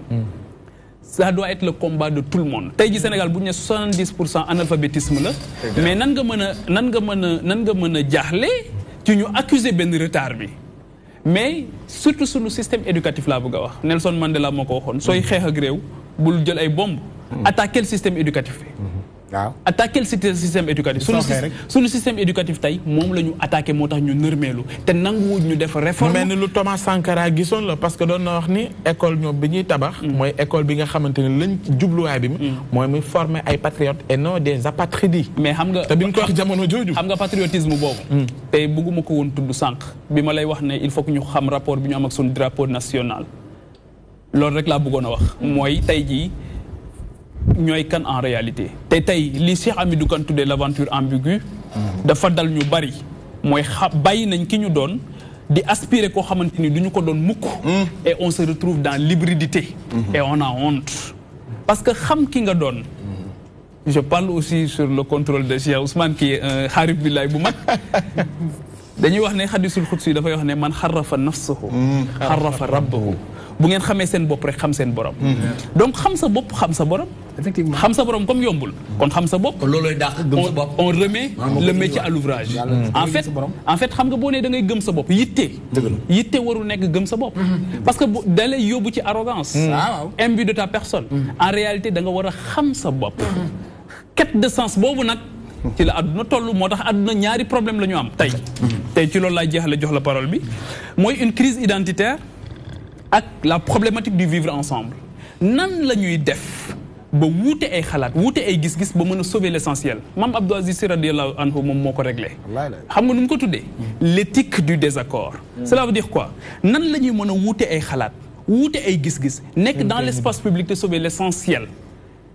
te sauver l'essentiel mu ne éthique du désaccord mu ne même dans le désaccord on doit sauver l'essentiel ñu ne ko l'essentiel mooy lan mu ne mooy le respect mutuel dama lay raconter benn anecdote toujours par rapport à Mame Abdou Aziz am benn dentiste bu demoon ci Tivaouane ñu koy dalal moom chrétien la biñ koy dalal comme d'habitude buñ njëkk bu ñu amaan fonctionnaire buy ñëw ci dëkk ñëpp ay génn ñu defal la fête dalal la ñëpp jël parole ne fii de dëkk bu sell la dëkk bu nangam la kenn du fi mooy kenn du fi def nangam kenn du fi def yi ku ne wax bi moom mu jël parole dentiste bi daal ne man de damay ñaanaat ñu réaffecté ma ndax man nit la te je suis un pêcheur te jàpp naa ne fii ma ñëw kenn du fi mooy kon man fii du sama place maam Abdou jël parole ne ko ñun ñëpp yaa ñu gën te doo dem fenn mais dem na ba góor gi bi mu nekkee ci état de kiyam mag ak yooyu bu bëggaan retraite pour noppalu ci clinique am lay dem mais kooku sax dentiste bi la mu wax dafa parafé Jésus-Christ parce que lu mel noonu la exactement léegi beneen bi mooy la crise identitaire crise identitaire bi mooy ñun ñooy kan quête de sens tey jii da nga on assiste à un désœuvrement de la jeunesse une jeunesse désœuvrée boo xam yitteem bi gën a mag xale boo xam bu xëyee yitteem bi gën a mag mooy am connexion portable ak wut fu mu naane ataaya ça pose problème le rapport qu'on doit avoir à nous-mêmes avec nous-mêmes le rapport qu'on doit avoir avec notre pays avec nos symboles yoo xam foog ñu tegaat ko ci table ji waxtaane ko rapport bi nga xam war nañ ko am avec des cadres d'échange yoo xam dinañ ci mën a jàng ak jàngale la question elle est énorme absolument elle est énorme donc bien sûr très bien et internautes yi tàmbale nañoo kontaan di bëgg naan seen invité bi moom machallah Safia moom ñuy seetaan jamono jii nii dégg nga Cheikh Ibra Diakhaté ci li nga xamante ne ñu ngi koy waxtaanee muy loo xamante ne dafa soxal réew mi waaye tamit ci kàddu yi ñuy gis taxawaay bi nga xamante ne Cheikh Mansour Diouf koy taxawoo surtout lu jëm ci ndaw ñi. jërëjëf vraiment félicitations ci exposé bu pertinent. def na benn thèse bu li am solo. li mu wax dama ciy gis sama bopp. bu baax gis ci tamit liggéeyu sëriñ bi nga tudd léegi Cheikh Mansour. bi njëkk man damay liggéey ci banque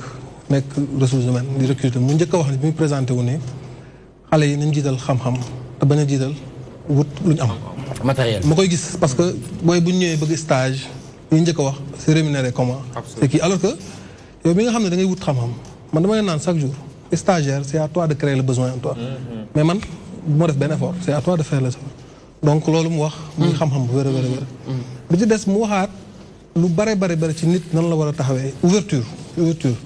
Cheikh Mansour moom ci boppam ouverture lay dund di ko jàngal ndaw ñun man mi benn laa ci man Sëñ Tuubaa la ñu yar ci tarix Cheikhul Khadim la ñu yar mais teewul dañ ni boo xëyee dem leen liggéey. man sama bureau laa jógee ñëw fii. ci émission bien sûr te mu ngi liggéey ci banque bu mag. nekk ci cadre macha allah. kon ouverture boobu. moom lay nekk di ñu si jàngal. bi ci des gars yi li leen xamal mooy ouverture bi itam yamul ci tarix Cheikhul Khadim la nekk. déedéet waaye samedi bu ñëwee ci koor gi dina woo tarixa bu nekk ci Sénégal ndax nee na lu baax fépp la moom li mu nekk xam na ko. xam sa bopp boobu muy wax da ko xam na ko. waaye teewul nga ubbiku gis lu baax feneen nga jël ko moo tax samedi bii day woo waa kër Cheikh Ahmed Tidiane Chérif samedi bii mu woo waa kër Seydina Limamou samedi bii mu woo waa kër Cheikh Mansour di fédéré tout à fait donc loolu noonu ci la yar gars yi fi mu ne nii boo gisee taalibe Cheikh Mansour bu ñëwee bu gars yi wasifaa ñu wasifa mën leen a faylu loolu ouverture boobu la jàngal taalibe yi yar leen ci ba kenn ku si nekk foo toog war fa mën fa représenter Sénégal parce que loolu mooy Sénégal en réalité économie bi mu wax nag li mu wax ci réew mi ci perte des valeurs yi et tout loolu itam sëriñ bi ci la dëkk ak ñun doomu aadama ni ngay xamee sa bopp mooy d'abord da ngay respecter sa waajur respecter sa prochain loolu lu am solo sa prochain c'est important moom xamal sa bopp gëm li nga doon wóolu li nga doon waaye respecter sa prochain mooy accepter ko li mu doon d'abord acceptation te loolu moom ouverture am boobu ak acceptation boobu day dem ba day victime de loolu ndax jamono yee si ginnaaw doon def benn émission benn sommet sur la paix universelle lu kii dafa waxaat lu am solo mu ni nit ki dina def lu baax ba safaan ba jub fekk ko ci waaye li muy santee mooy lu baax la mu ci jublu woon rek maanaam lu toll ne sommet boobu nga xam ne ni li mu jural Sénégal yëpp mu def ko dëgg la boo gisee ñenn ñi commenté ni est-ce que sëñ bi du franc-maçon est-ce que sëñ bi du lii est-ce que sëñ bi du laa nga xam ni kon àdduna loolu yàgg na ci waaye nag pas-pas yu baax yooyu nit ñu nekkoon mag ñu baax ñu newoon donc lu réew bi yàqu am nañu si ne loolu nag cheikh bi jàpp naa ne bokk na si ñi nga xam ne ñoom ñi ngi téye loolu. macha allah di ko wéyal ci dinañ ci dellu si waat ci kanam tuuti ngir gën a yaatal ci 14e édition du cant Cheikh Mansour Diouf foofu ca Yoff du 28 au 30 juin 2018 la ñu nekk di waxtaanee jëm ci le Sénégal et ses systèmes ou pratiques politico-sociales qui freinent son développement comment changer la donne dégg nga léegi nii Alaaji Sall Fall Djibril kaddu yi nga xamante ne yëkkati na ko ci ñu baax ñi ana comportement yi constitution bi niñ ko tabaxee bàyyi suñu culture bàyyi suñuy valeur bàyyi yu bëri yi nga xamante ne amaanaka ñun la yeeyoo ñu bàyyi suñu yëf dem jëlu yëfu keneen jéggaani te pourtant ñun ñoo ngi tëgg de parce que dañ naan ku wàll yaa na fekk sa dëkk dafa tëggul te pourtant ñun tëgg na est-ce que sa dëkk li muy tëgg neex na li muy tëgg neex na kañ dañ koy organiser formaliser ko teg ko ci ay charte xam nga Pape Djibril dama koy féliciter parce que xam nga Nicolas boo nekkee ci dara nekk ci nga jékki gis ay xale yoo xam ne yow ci fi nga nekk ci li nga nekk ñoom ñu ngi la ciy fekk si da ngay sant yàlla ñun suñuy référence moo war a nekk ku mel Alaaji Sëñ Sambay Cheikh Tidiane Sy Al Maktoum mag ñu baax ñooñu ñun ci ñooñu lañu war a xool parce que sori na ay Serigne Touba ak Alaaji Maalik ñun suñu sori na ci ñun ñoom ñi ñu defar rek ak ñu ñu yar ci li ñu kii tey référence bi rétroviseur bi ci ñun ñooñu la war a doon ñii tey ñun ñoo war a doon seen rétroviseur moo tax bu développé nii da ngay sentir ci wax ji discours Serigne Sam da nga ci sentir mag ñu bari ci wax ji parce que lu baax du xewi mukk lu bon du mus a xew mukk dañ koy xewal quelque temps mu xewi ñu xewalaa beneen bon mais lu baax du fi mus a jóg te gis nga wax ba wax jeex wax lu baax moo ci gën bu Afrique occidentale française pourquoi Sénégal nekkoon capitale Afrique Sénégal dafa am lu ñu amoon te yeneen réew yi amuñu ko mooy li ma wax ñu dañoo bëri premier par di xëccoo deuxième mais ça la dagguma la li koy firndeel waaw coupe du monde gi ni waaw Afrique yëpp a perte il y a 200 pays 32 pays ñoo ci bokk Sénégal ci biir 32 yi Sénégal dëkk bu tuuti 15 millions d'habitants bokk ci noonu mais loolu ndam la loolu ndam la xam nga jël premier et deuxième amul solo bokkul ci course bi bu ñu limee ñu baax ñi lim la ci mooy di am solo bokk ci archive foofu la nit ñi di war di gisee tey maa ngi ko koy wax sànq bi ñu ñëwee keroog bi ñu gañee dama ñëw indi démb ak tey benn émission bu tudd Pencum Bul dama indi le discours de Valdiodio Ndiaye en 1958 indi discours Blaise Diagne indi le discours de Mamadou Dia ak Léopold Sédar Senghor en 62 indi Caire 86 indi 2002 indi 2018 donc da ngay mën a boole démb ak tey mais problème yi du ma sa jeex ndax ñi fekk ñoo ngi ci àdduna rek ñu jàkkoonteeg problème bi mais solution yi lan la war a doon yu mel nii tabax da ngay tabax say ndaw yi réew mag ñoo xam ni bu ñu waxee xale yi mën ciy jariñu pour ma xale yi ëllëg bu ñu màggee ñu mën a doon mag ñëwoon démb ñëw toogaat parce que loolu mooy ndono li mais bàyyi ak sa njaboot alal bàyyi leen ay tabax bàyyi leen ay building te defoo ci ñoom dara loolu mën a loolu lañ naan paftan pëf dina dijji lool dina rafet lool waaye boo ne keroog maa ne tooy maa naan la xam nga ne poofu ak paftan du benn bu la tollee nag bësal boo bësee rek xamee bu baax ak bu bon très bien voilà jërëjëf merci beaucoup Alaaji Sall bi dinañ ci dellu si waat léegi nii inchallah toujours avec Pape Djibril Fall mu journaliste de la 2STV ànd ak Pape Ousmane Cissé mais ñu ngi fàttali ne ñu ngi ànd ak Abdoulaye Ly ci li nga xamante ne moom mooy high tech ndax moom mooy l'homme de la technologie war a waxtaanee ci actu 1 la feuille furtive qui rend invisible aux caméras infrarouges des drones dem ci deuxième actu bi le plus grand orchestre de robots au monde tànn nga nag ay yëf yu rëy da ngaa bëgg ay wax yu rëy nag waaw yu pat yu rëy ku la yabal voilà ñu dem pub de maa ngi dem pub de kenn yabalu la kon gëstu dafa xew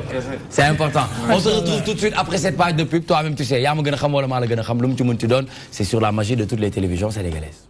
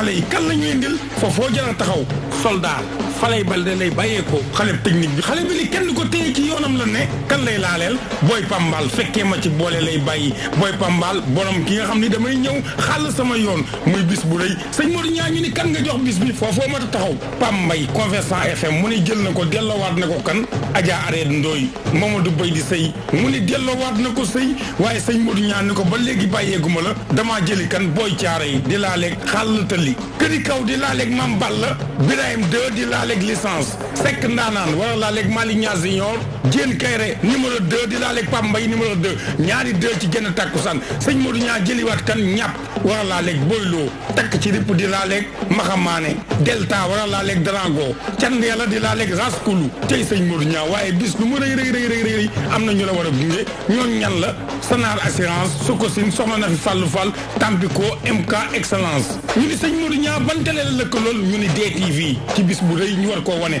amateur yi bis baa gi noonu ndéwalan la sëñ Modou Niang di joxe ci stade Iba Mar Diop di mercredi le 27 tey sëñ Modou ak lamb en direct DTV.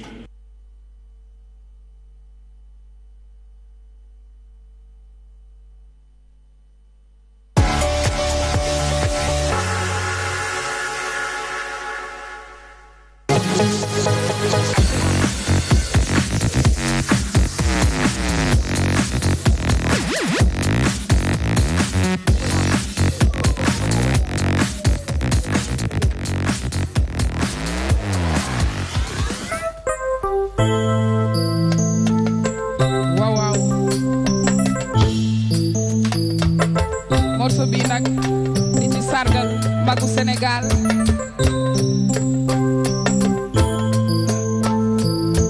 Sénégal Sénégal déglu leen ma fàttali leen démb suñuy maam suñuy maame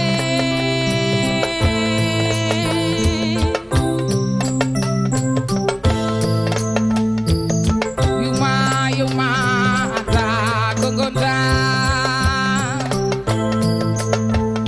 wiuma yuma anda ko Gonda suñu maam Bamba Mbàkke su ko neexoon du dem géej kabar ba mu kabar ci biir géej keneen du ko tollan ci kéemaan la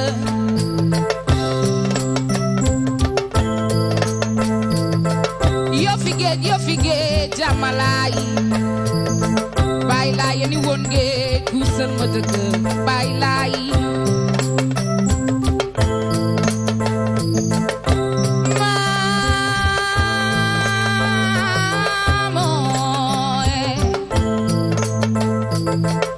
maam bu Kunta nga Jaasaan moom it bay na wàllam ci waaru wéy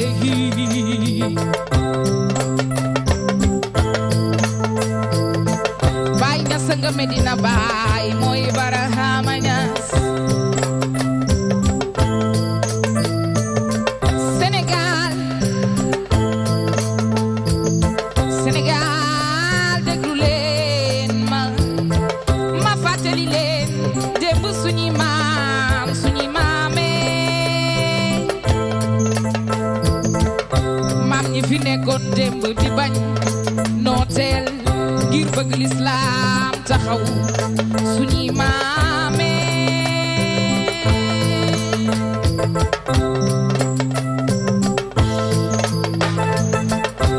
asamaan si suuf si maam Maodo Malick Si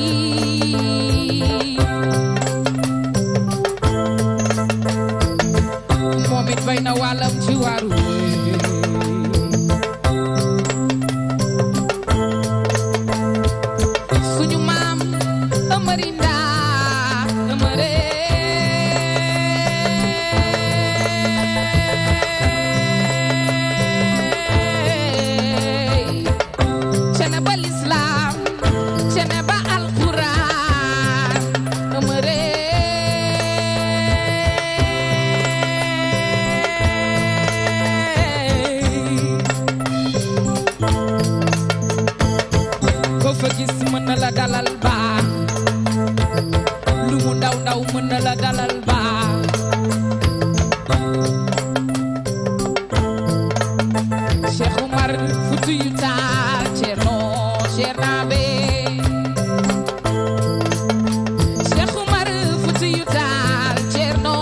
Cernabe wow hey wow waa réew mi fàttewu leen démb weesu na waa réew mi fàttewu leen démb weesu na man Chanel ma fàtteli leen démb weesu na waa réew mi fàttewu leen démb sima baaga barni pétrole baaga mbaaw bata baaga tënga géej démb weesu na waa réew mi fàttewu leen démb weesu na man Chanel ma fàtteli leen démb weesu na saala bi ge njaay moom xam na démb yàgg nga ñoo wax ci démb moo tax suñu tey gën a leer waaw ah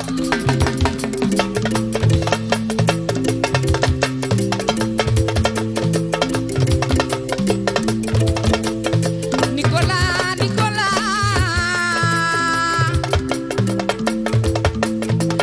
yàlla duñu ko wayal ku réew duñu ko way ku ñaaw duñu ko way baadoola Nicolas bu ma yàlla déggoon sa xol man damay dëkk di sant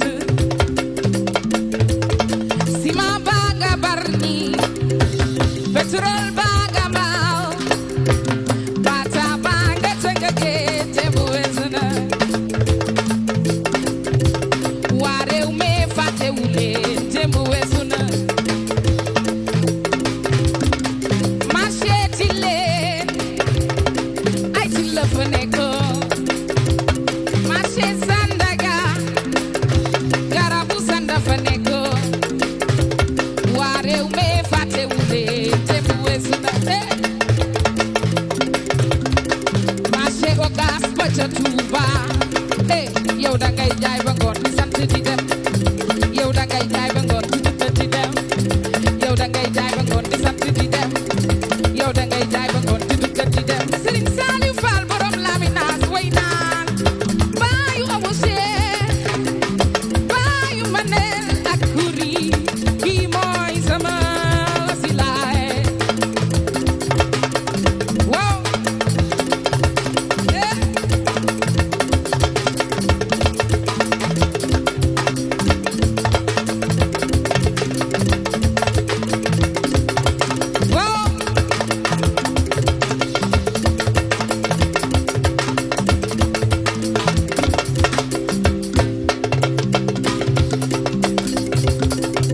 yaayu saar ma sambaay sa baay mare mooy sa yaay juddu bu rëy ndey ak baay waaye fulaak fayda boro man da ngay jaay ba ngoon di dukkat di dem yow da ngay jaay ba ngoon di sant di dem yow da ngay jaay ba ngoon di dukkat di dem di sant di dem di dukkat di dem Chanel ki dif la ci réew mi ras ani Chanel ki dif la ci réew mi ay docteur ay Chanel ki dif la ci réew mi ani Chanel ki dif la ci réew mi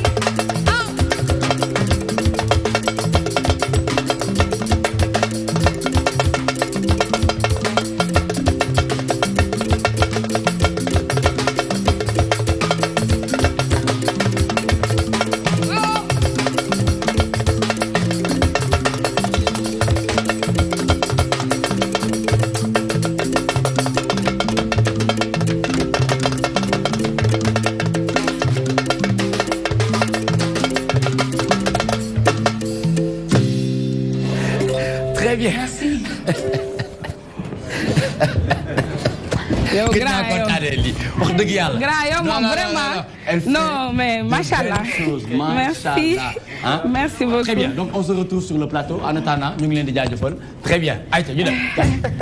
C'est un génie quoi. Il est bon. C'est un génie. xam nga Nicolas nag moom. xam nga nag Nicolas moom. waaw li ñoom rek nag ñun rek ñoo ko am. wallaay présentateur boo xam ni. batteur volant macha allah. loolu présentateur rek la loolu fii rek la am dëgg yàlla DTV rek moo am loolu amul feneen. ku ko fi def nag attention. non waxuma la 100 mètres mais 200 mètres. duñu baal kenn duñu baal kenn. Très bien. Merci beaucoup. Deuxième partie dans Toi-même tu sais, le rendez-vous incontournable qui se déroule du lundi au vendredi, 17h-19h. C'est bien sûr les meilleurs moments de votre journée. Toujours avec la charmante Chanel. Chanel, muy artiste et chanteuse, génne ben album boo xamante ne dégg ngeen li mu ci wax depuis sànq mu jëm ci synchro def brassage entre la France et le Sénégal. Donc di leen fàttali ñoo ngi ànd ak Pape Djibril Fall muy journaliste ñu nekk di waxtaanee lu jëm ci le Sénégal et ses systèmes ou pratiques politico-sociales qui freinent son développement.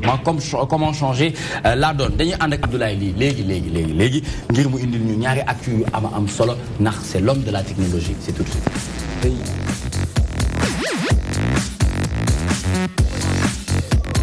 Très bien, Abdoulaye, nous démarrons avec la première actu qui parle de la feuille furtive qui rend invisible aux caméras infrarouges des drones.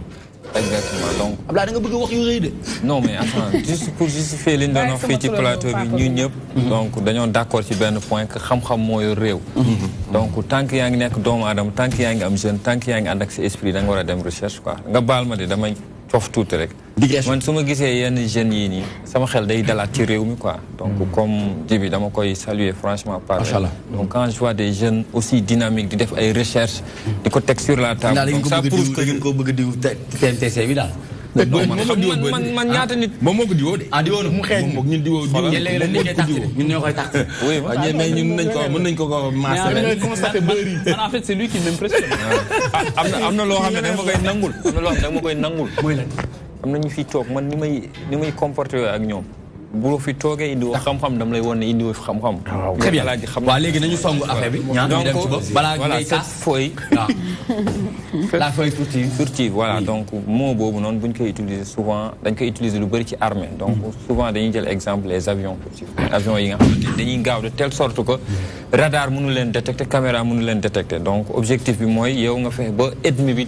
du la gis donc fii nag dañoo créer benn feuille imagine muy extraordinaire feuille genre papier la donc ñu tuddee feuille furtive pourquoi parce que si toutefois yow teg nga ko ci kanamu objet bi donc les caméras infrarouges duñ la détecter caméra infrarouge ma fàttali que njëriñam mooy li nga xamante ni dafay permettre nit ñi guddi quel que soit lu mu lëndëm ñoom dañ lay gis day mën a gis souvent américains yi bu ñuy dem ci champ de bataille yi ci guerre yi moom la ñuy sol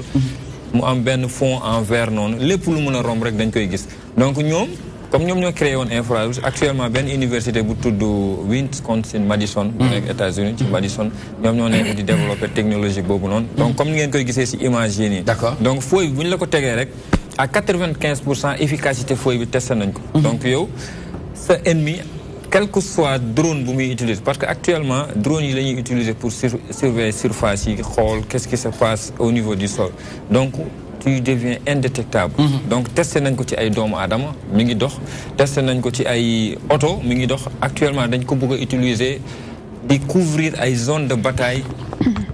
intégralement donc imagine tey jii nii nga dem ci benn dëkk bi nga xamante ni dañoo jël feuille bi couvrir ko foofu noonu donc avion yi romb ak drone yi romb ak ñi nga xamante ni ils ont des dispositifs infrarouges donc ils n'auront plus la possibilité de voir objet bi nga xamante ni moo nekk ci ginnaaw donc juste pour dire que comme je le dis souvent rek la technologie est au service du développement donc ñoom ñi ngi gëstu ci lu nekk actuellement comme côté armée la ñuy xool na la ñuy développer seen xam-xam donc feuille bii nii dafa nekk en test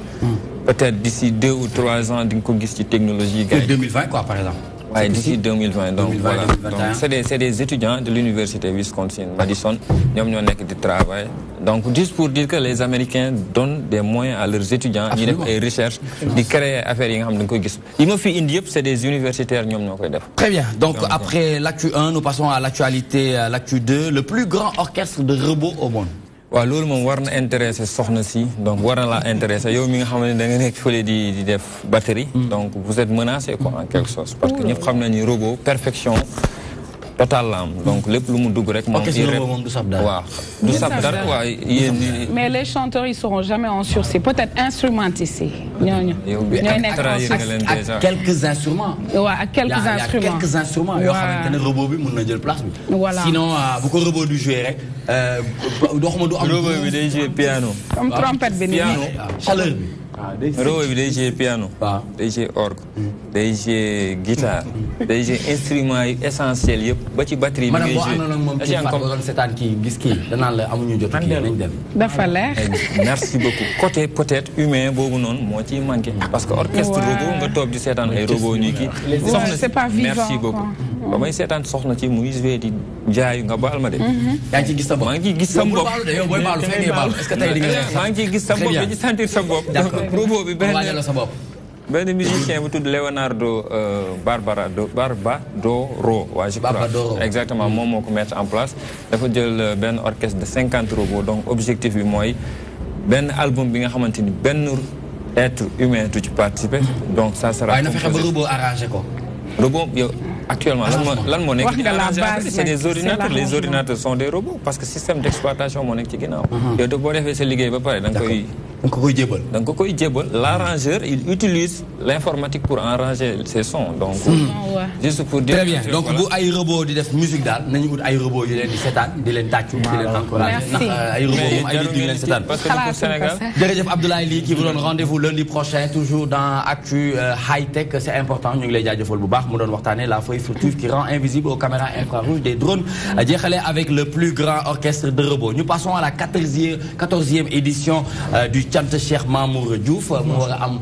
Mansour Diouf mu nar a am foofu ca Yoff du 28 au 30 juin 2018 ñu bëggoon ñu dem ci 14e édition bi lan la ñu war a mën a séntu ci programmation bi et puis lan mooy thème bi. waaw jërëjëf Nicolas comme nam daan amee rek xam nga cant moom ni ko sëñ bi waxee mooy delloo njukkal suñ borom la ci li mu ko defal ndax nit koo xam ne gënoo fi mbokk yàlla jël defal la loo xam ne nii lu ñëpp mën a teg bët say mbokk naw la say xarit naw la say di ko naw loolu lu jara sant yàlla la absolument rawatina nag mu jugee ci Serigne Saliou Mbacké Khadim Rassoul ci jamono yi muy nekk Serigne Touba mu jox ko ci ndigal mu war koo def mu koy def depuis 2006 ba léegi ñu war a jubli ci 14e édition bi macha allah donc cant gi moom sant yàlla rek la sant yàlla ci li ko Serigne Touba def donc loolu la mu ànd ceeg mbokk yi ak taalibe yi ak xarit yi ak àndandoo ak dëkkandoo yëpp yàlla def na mu koy defee ci Yoff ndax Cheikh Mansour moom day Sénégal ndax boo juddoo Bawol yaroo Kajoor màggee Cap-Vert jaar Casamance jaar fu ne daanaka Sénégal moo tax mu mel waaw moo tax yàlla def loolu moom waaye nag liggéey ba mu ñëwee bañ ko tegee ci loxo Serigne Fall moom Serigne Souhaïbou dañ koo laaj fan nga bëgg ñu fekk la fa def nga liggéey bi mu ni xamal Serigne bi ne ko kat moom yàlla dafa doon waajuram bu jigéen day mbokkum Serigne Saliou ci wàllu ndeyam ki jur waajuram bu jigéen bi jur waajuram bu jigéen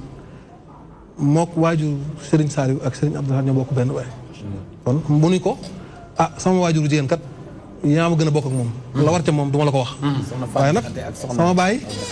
daa dëkk Cap-Vert di lébu mu bëgg xéewali Sëñ Tuubaa yi nekk fépp ku tiseel mu dal la mu bañ mu bëgg lébu yi kenn du ñu ci ëppale donc looloo waral bés bi ñu koy defee ko Yoff ñu koy def na depuis 14 ans macha allah 14 ans ñu koy defee di ci ànd à partir de quelle heure le 28 ba le 30 la waaw le 28 la ñuy ubbee ndax moom daf ni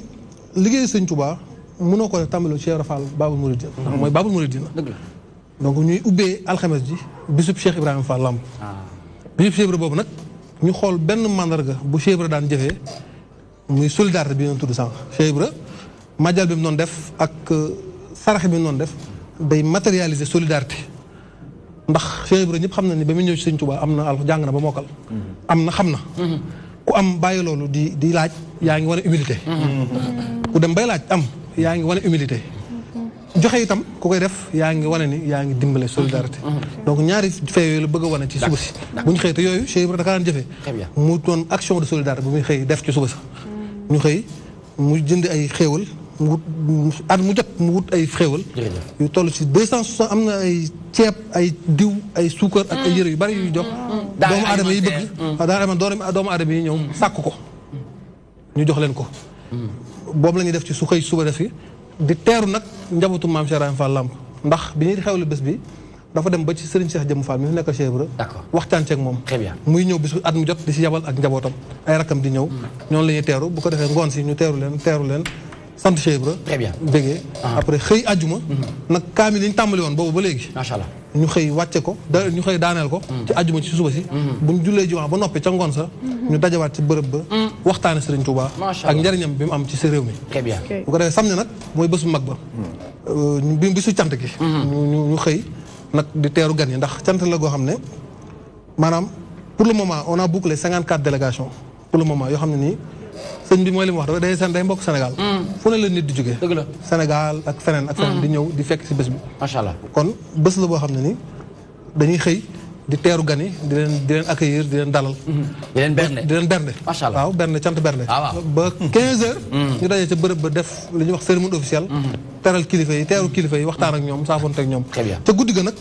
ñu def yëfi murit ñu dajee ca baas ba ak taalibe yi ak kuréel xasida yi